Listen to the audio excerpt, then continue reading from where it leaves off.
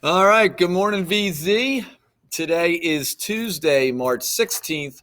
Hoy es martes 16 de marzo 2021. Weather for today, cloudy and a high of 41. I hate to report to everybody, but it looks like it's going to be cloudy for the rest of the week with some rain. So we have to wait for Saturday to see some more sunshine, but that's okay. We can be patient. This day in history, in 1802, the United States Military Academy, or West Point, was founded by Congress for the purpose of educating and training young men in the theory and practice of military science. Again, located in West Point, New York, the U.S. Military Academy is often simply known as just that, West Point.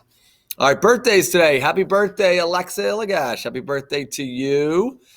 Jokes. We got two from Addison McHale. Now, boys and girls, I get a lot of people who want to give me jokes. I will accept any jokes, okay? But please write them down or email me. I don't remember every single thing you tell me. So, Addison McHale, why did the baker fire the bread? Because he was loafing around. And how do ninjas greet each other? Hiya. I actually like that one. That's a good one. All right, strange fact. South Florida is the only place in the world where alligators and crocodiles coexist in the wild. Interesting. So South Florida is the only place in the world where alligators and crocodiles coexist in the wild. Things to think about. All right, Women's History Month. Spotlight is on Sojourner Truth. Sojourner Truth was born Isabella Baumfree and was an American abolitionist, obviously trying to end slavery, and women's rights activist.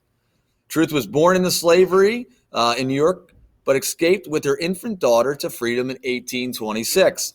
After going to court to recover her son in 1828, she became the first black woman to win such a case against a white man. Her best-known speech was delivered in 1851, later on, she tried to get land grants for the federal government, which was later summarized with 40 acres and a mule. So that is Sojourner Truth. All right, so boys and girls, we've been talking about wellness all month long. And when we talk about wellness, we don't just talk about physically well. We don't just talk about emotionally well. We also just talk about our well-being in general. And sometimes our well-being, okay, is better when we treat each other with kindness and or use our manners. And I think what's been interesting so far in the pandemic is it's changed a lot of the ways that we communicate with one another. Okay. So unfortunately, it's very difficult to read sometimes body language in terms of your mouth because it's covered with a mask. And that's difficult for people to communicate. Okay. A lot of times people like to see how people are reacting to get a feeling in terms of communication. So that's one thing that's quite different. Me, myself, I am somebody who likes to shake people's hands. I like that. I think that's important. Okay. So a lot of times parents come in the building or outside at the bus, you greet them with a handshake. We don't do that either. Okay. A lot of times you see now, if anything, it's an elbow, and most of the time it's just a kind of a wave. So that's changed communication as well. What has not changed, and what I think is still equally important, if not more important, is eye contact.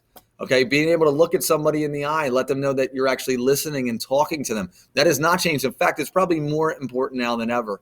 So a couple things to think about as you walk through the hallways or obviously on the weekends, whether you're playing sports or whatever the case may be, things to think about. First of all, eye contact. Some people are more comfortable around people than others. I understand that. But even those people who are shy, you need to understand that it's a sign of respect to look at somebody in the eyes when you're speaking with them. So that's number one. Two, I can't tell you enough how important it is to say please and thank you. Okay. Little things like, yesterday, delivering all the lunches around the building yesterday. Okay. I don't know if you saw this, but Miss Cheryl and Miss Debbie were running around with a cart trying to get everybody their lunches. If they happen to give you the wrong milk, right? Instead of just simply saying, I didn't order that. I ordered chocolate milk or I ordered regular milk. Excuse me? Please, I think I ordered chocolate milk. Thank you. Right? Excuse me, please, thank you. Those are things that everybody knows how to do. It really truly makes everybody's day better, not just as a parent, but even as a principal, as a teacher. When you hear your kids using their manners, saying please and thank you, it makes all the difference in the world. Every time my kids come over and somebody says, "Oh, thank you, Mr. de Blasi, please and thank you," I always comment, I'm like, that's a really nice kid. They can come over anytime. Just think about things like that. How can you say that? Walking down the hallway, two adults engaged in conversation. We never walk in between that conversation. We always walk around. Okay, we allow the two adults or the two kids, doesn't matter who, to continue that conversation. And one last thing that adults do all the time, okay, so do kids. I'm probably guilty as well. Okay, I'd like to call it the photo bombing, right? So what happens is two adults are in a conversation and somebody's trying to get the attention of the other person. And instead of giving some distance, letting that person know that you're there waiting for them, they literally crowd the conversation so that the person speaking has no choice but to say, "Yes, can I help you?" Right? I know we're all busy, boys and girls. I know we're all busy. But just let that person know that you have something to say. And when they are finished their conversation, because that is respectful, then they'll say, "Yes, can I help you?" Now, if they choose to say, "Oh, go ahead, Molly, go ahead. What did you say? Excuse me. Go ahead, Molly." That's okay. But let them initiate that.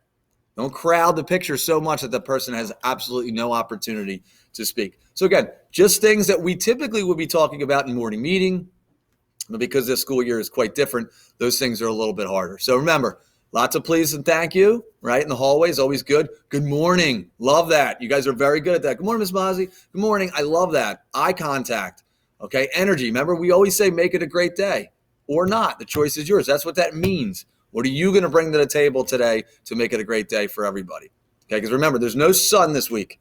We have to create our own sunshine this week some way. All right. And I think please and thank you, kind words, eye contact, those types of gestures go a long way, okay, in building a good school community. So just something to think about. All right. Now we'll get ready for our pledges.